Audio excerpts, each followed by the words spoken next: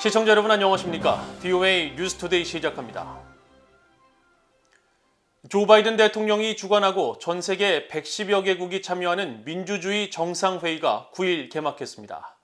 조 바이든 대통령은 전 세계 독재자들이 영향력 확대를 모색하는 등 민주주의가 위협에 직면했다면서 민주주의를 강화하고 새롭게 하기 위한 협력이 필요하다고 강조했습니다. 박경주 기자가 보도합니다. 조 바이든 대통령이 취임 직후부터 야심차게 추진해온 민주주의 정상회의가 전 세계 110여 개국 정부와 시민사회 지도자 등이 참석한 가운데 9일 개막했습니다. 바이든 대통령은 오래전부터 이런 회의를 구상했다며 그것은 민주주의와 인권이 도전에 직면해 협력이 필요하기 때문이라고 강조했습니다. This gathering has been on my mind for a long time for a simple reason. In the face of sustained and alarming challenges to democracy, universal human rights, and all around the world, democracy needs champions. 바이든 대통령은 미국을 포함해 전 세계 민주주의 국가 절반이 지난 10년간 민주주의 후퇴를 경험했다는 보고서가 나오는 등 민주주의 관련 각종 지표들이 잘못된 방향을 가리키고 있다고 지적했습니다. 이어 특정 국가나 특정 지도자들에 대한 지목 없이 독재자들을 비판했습니다. They seek to advance their own power, export and expand their influence around the world, and justify the repressive policies and practices as a more efficient way to address today's challenges. 바이든 대통령은 이어 민주주의는 일시적으로 취약할 수 있지만 본질적인 회복력이 있고 자체 수정과 자체 개선 능력이 있다면서 민주주의를 위한 국제 공동체로서 우리를 하나로 통합하는 가치들을 옹호해야 한다고 말하고 법치와 자유, 인권을 강조했습니다. We have to stand for justice and the rule of law, for free speech, free assembly, a free press, freedom of religion, and for all the inherent human rights of every individual. 바이든 대통령은 이번 민주주의 정상회의는 민주주의를 강화하고 권위주의를 밀어내며 부패와 싸우며 모든 사람의 인권을 보호하고 증진하기 위한 구체적인 약속을 하기 위한 것이라고 밝혔습니다. 이와 함께 약 4억 2,440만 달러 규모의 민주주의 갱신을 위한 대통령 구상도 발표했습니다.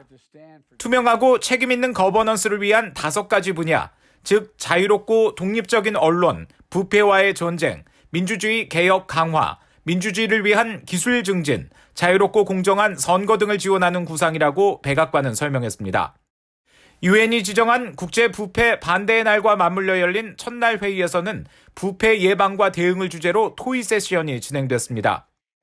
회의 첫날 마지막 연사로 나선 카멀라 해리스 부통령은 세계의 독재자들이 대담해지고 있고 인권 침해가 증가하며 부패가 진전을 저해하는 등 새로운 도전의 시대를 맞았지만 민주주의가 최대의 희망이고 해법이라고 강조했습니다. 세계 인권의 날인 10일은 민주주의 정상회의 둘째 날 일정이 진행되는 날이기도 합니다. 이날은 세계 각국의 인권 증진과 언론 자유, 또 권위주의로부터 민주주의를 강화하는 방안 등이 집중적으로 논의될 예정입니다. DOA 뉴스 박형주입니다. 미국 국무부는 10일 세계 인권의 날을 맞아 전 세계 인권 증진을 위한 노력을 지속하겠다고 밝혔습니다.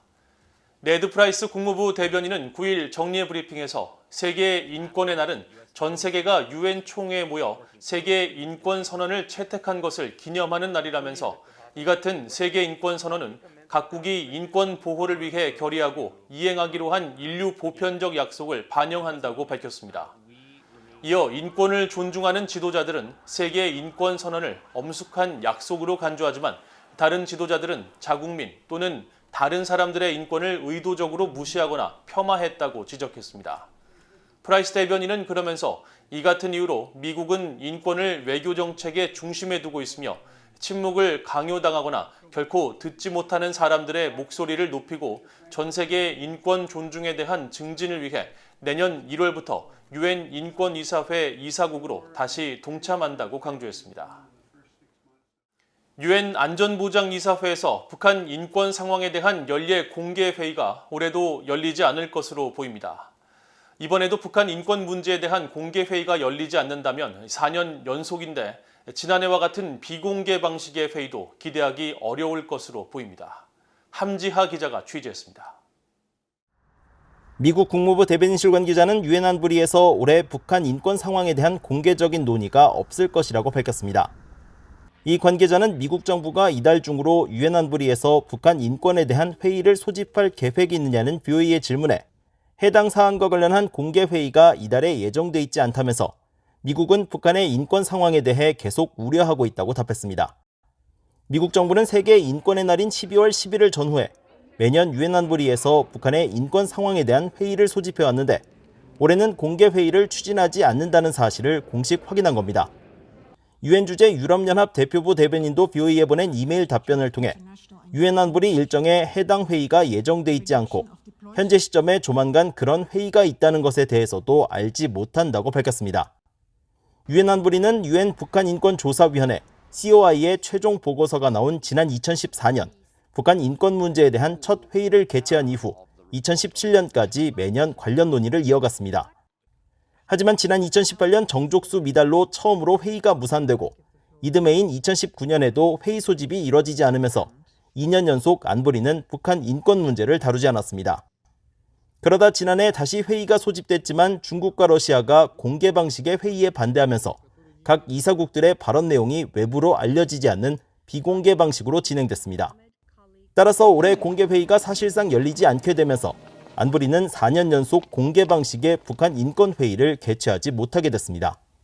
국무부 대변인실 관계자는 이번 회의가 열리지 않는 것과 별개로 북한 내 인권 상황에 대해선 여전히 비판적인 입장을 유지했습니다. 이 관계자는 북한은 불법적인 핵과 탄도 무기 프로그램을 만들기 위해 계속 자국민을 착취하고 자원을 전용하고 있다면서 북한은 세계에서 가장 억압적인 권위주의 국가 중 하나라고 지적했습니다. 이어 북한의 인권 상황은 개탄스럽다며 우리는 북한 내 인권에 대한 인식을 높이고 인권 침해와 위반을 강조하며 독립적인 정보 접근 향상과 인권 증진을 위해 계속 국제사회와 협력하고 있다고 강조했습니다.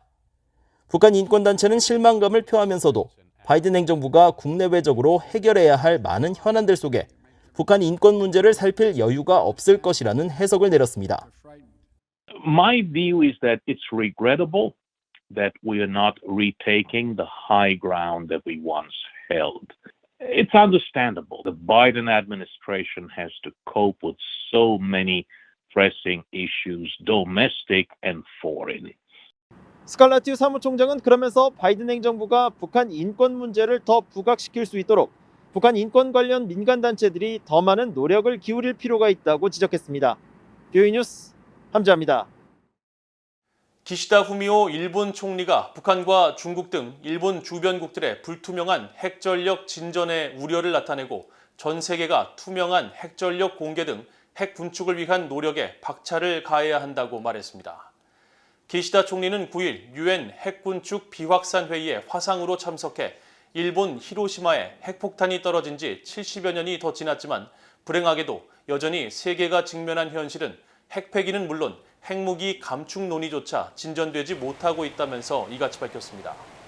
그러면서 특히 일본을 둘러싼 안보 환경은 그 어느 때보다 엄중해지고 있다면서 주변국들이 핵전력을 불투명한 형태로 증강하고 있고 핵무기를 운반하는 미사일 기술의 고도화를 꾀하고 있다고 우려했습니다.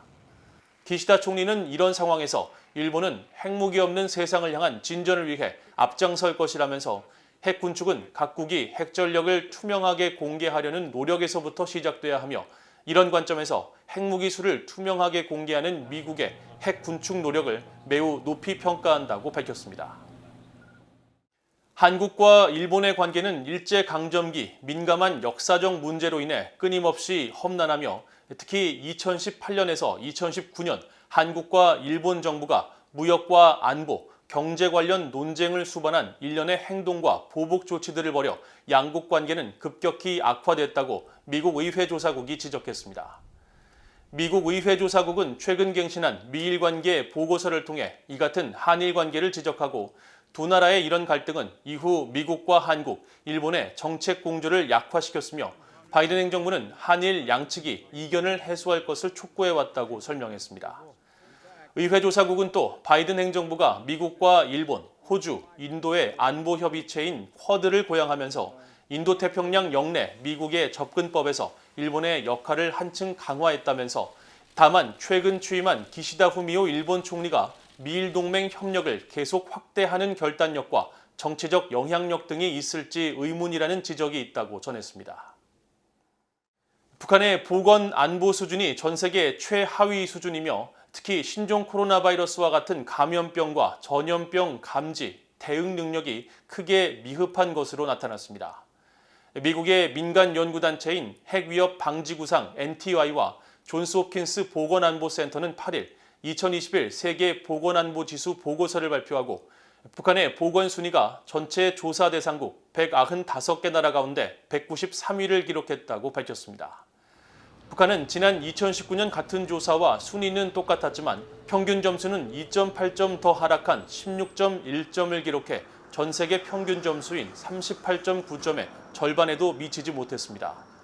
특히 감염병과 전염병 발병 등 공중보건 비상 상황에 대한 탐지 부문에서 0점을 받고 대응 부문에서도 조사 대상국 가운데 최하위인 195위를 기록하는 등 관련 대응이 크게 뒤떨어지는 것으로 평가됐습니다.